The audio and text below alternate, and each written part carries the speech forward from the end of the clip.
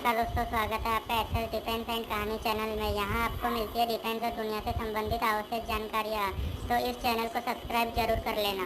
भारत बना रहा है मिसाइल जैसा दिखने वाला सुपरसोनिक ड्रोन। खासियत जान हो जाएंगे हैरान। डीआरडीओ एक ऐसा ड्रोन बना रहा है जो देखने में मिसाइल जैसा दिखता है। यह समुद्र से बेहद कम ऊंचाई पर उड़ने में सक्षम होगा। कम ऊंचाई की वजह से यह रडार की पकड़ में नहीं आएगा, साथ ही इस पर हमला करना मुश्किल होगा। भारतीय रक्षा अनुसंधान एवं विकास संगठन डीआरडीओ एक ऐसा सुपरसोनिक ड्रोन बना रहा है जो मिसाइल की तरह दिखता है। यह समुद्र से चिपक कर उड़ान भरेगा। कम ऊंचाई होने की वजह से इसे रडार में पकड़ना मुश्किल होगा, साथ ही इस पर निशाना लगाना भी मुश्किल होगा। यह 2940 किलोमीटर प्रति घंटा की रफ्तार से उड़ान भरेगा। इसका नाम है स्टार।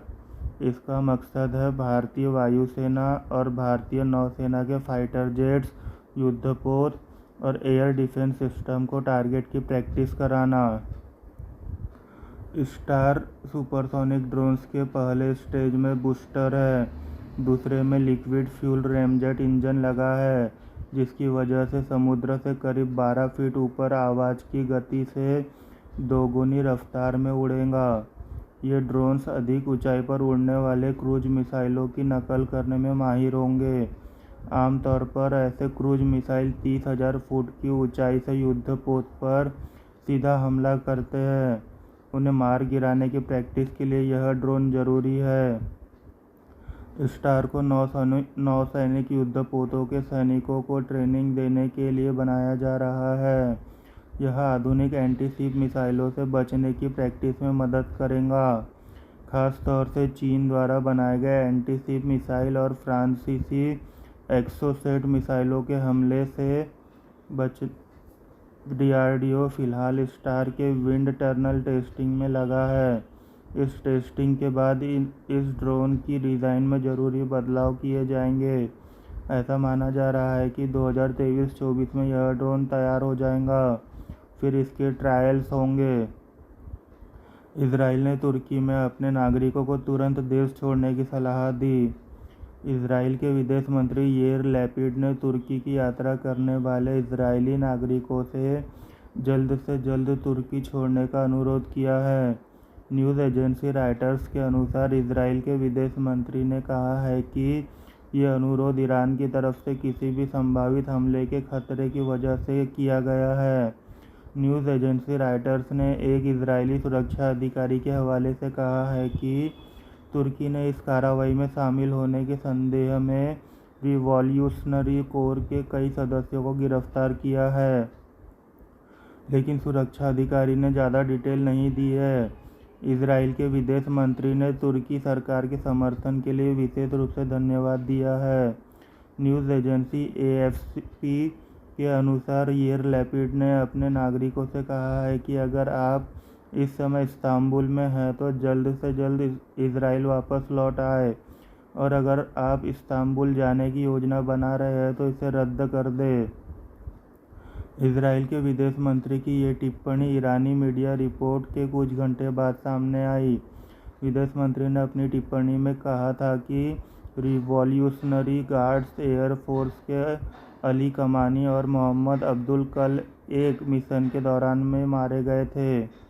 ध्यान रहे कि लगभग 2 हफ्ते पहले भी इजराइल ने रिवॉल्यूशनरी गार्ड्स कर्नल सैयद खुदाई की हत्या का बदला लेने की ईरान की धमकी का हवाला देकर अपने नागरिकों को चेतावनी दी थी कि वो तुर्की की यात्रा न करें।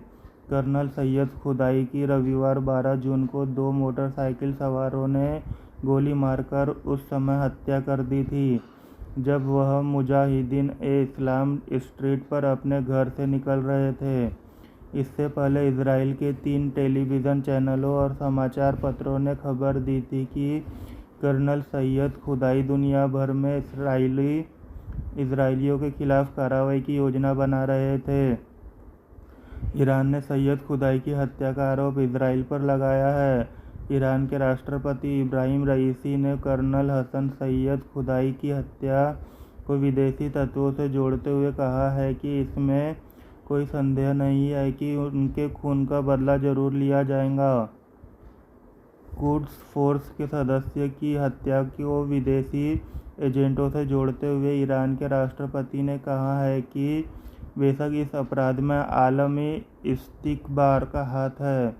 ईरान के आधिकारिक साहित्य में आलमी इस्तिकबार एक शब्दावली है जिसका इस्तेमाल सरकारी पदाधिकारी अपने प्रतिद्वंदियों या विदेशों के लिए इस्तेमाल करते हैं।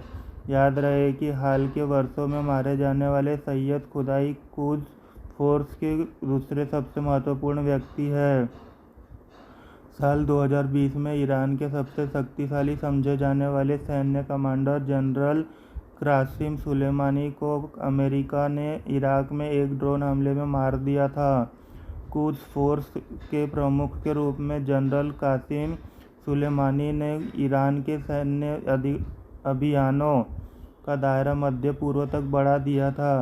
जनरल कासिम सुलेमानी की मौत ने अमेरिका ईरान संबंधों को और तनावपूर्ण बना दिया।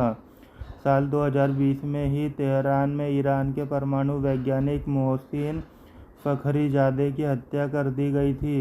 मोहसिन फ़खरीजादे ने ईरान के परमाणु कार्यक्रम में बहुत ही महत्वपूर्ण भूमिका निभाई थी, लेकिन ईरान का कहना है कि उसका परमाणु कार्यक्रम शांतिपूर्ण उद्देश्यों के लिए है।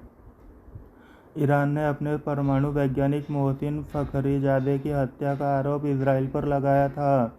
ईरान के मुताबिक इजराइल ने उन्हें मारने के लिए एक रिमोट कंट्रोल हथियार का इस्तेमाल किया था। आपको यह जानकारी अच्छी लगी हो तो इस चैनल को सब्सक्राइब करना ना भूलें ताकि इस तरह की इंटरेस्टिंग न्यूज़ पहुंचती रहे आप तक सबसे पहले। Thank you for watching this video.